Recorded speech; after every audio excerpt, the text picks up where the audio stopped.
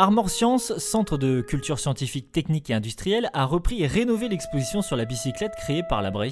Ceci à l'occasion du départ du Tour de France en Bretagne et du départ d'une étape à partir de Perros-Guirec.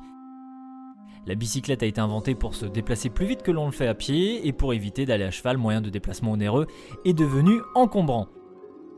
Inventée au milieu du 19e siècle, cette machine n'a cessé de se développer et de s'améliorer techniquement. La bicyclette a conquis toute la planète pour devenir une véritable vélomania. Dans les années 2020-2021, le vélo à assistance électrique en a accéléré le processus. Ce type de déplacement, doux, silencieux et soucieux de l'environnement, est accessible à tous, les jeunes tout autant que les personnes âgées. La bicyclette a aussi séduit les sportifs depuis plus de 100 ans et la plus grande compétition mondiale est le Tour de France. Le Tour de France est très populaire car le spectacle est à la portée de tous et crée des vedettes que les gens idolâtrent.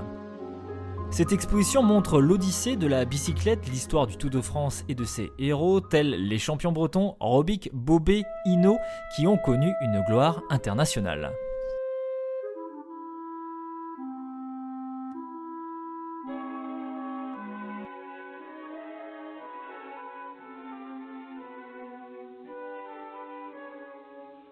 Les animaux ont la parole.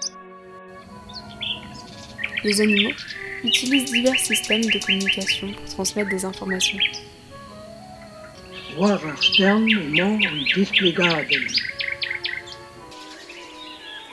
Every act of communication serves a vital function. Examples for reproduction. La comunicación táctil por contacto. Las arañas se comunican a distancia.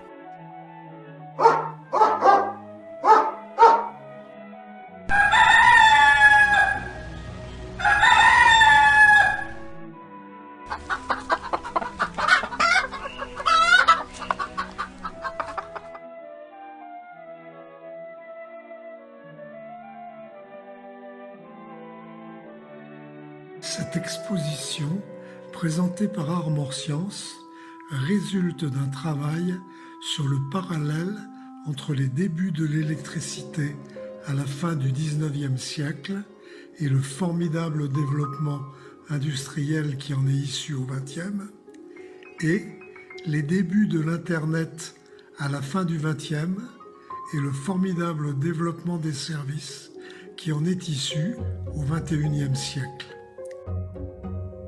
Cette exposition vous offre la possibilité de découvrir cet étonnant parallèle.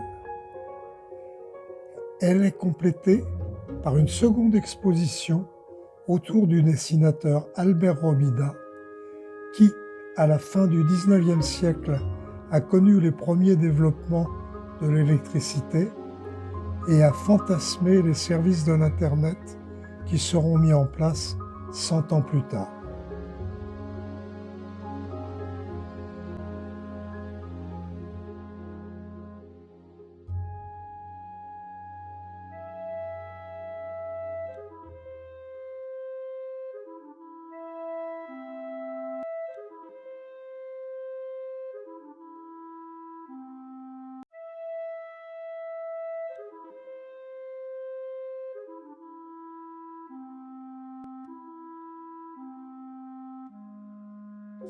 Dans la période d'enthousiasme qui a accompagné l'exposition internationale de l'électricité de 1881, un personnage curieux va s'illustrer en imaginant un univers du XXe siècle qu'il est particulièrement attractif de revisiter 120 ans après.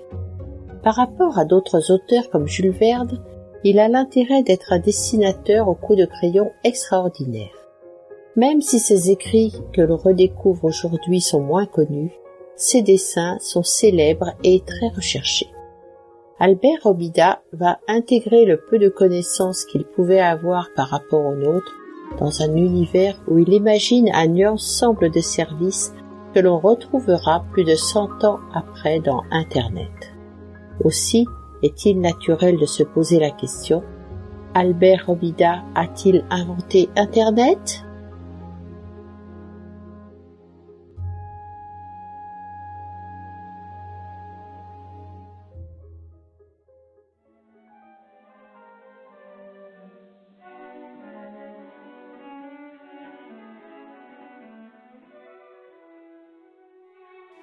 La découverte de la radioactivité en 1896 par Henri Becquerel et les études qui suivirent, menées en particulier par les époux Curie, furent déterminantes dans la connaissance de l'atome et des particules. De telles découvertes allaient être à l'origine de la mécanique des particules, de la mécanique quantique et de la physique nucléaire, discipline inconnue jusqu'alors.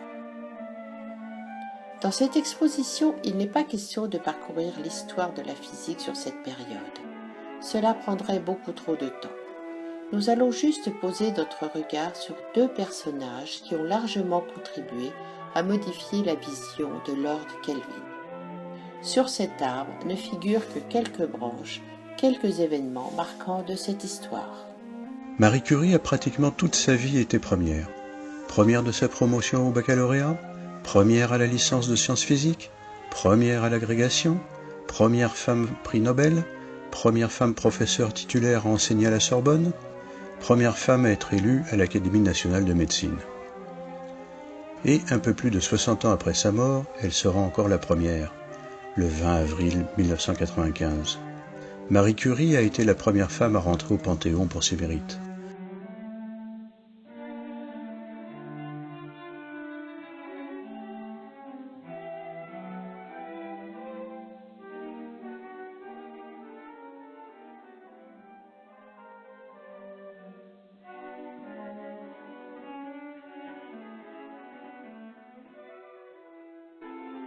Au moment où une pandémie déclenchée par un nouveau virus frappe l'humanité au XXIe siècle, il est nécessaire de bien comprendre ce que sont les virus, savoir comment ils sont constitués, comment ils se reproduisent, comment ils nous infectent, comment ils causent des maladies et comment on peut s'en prémunir.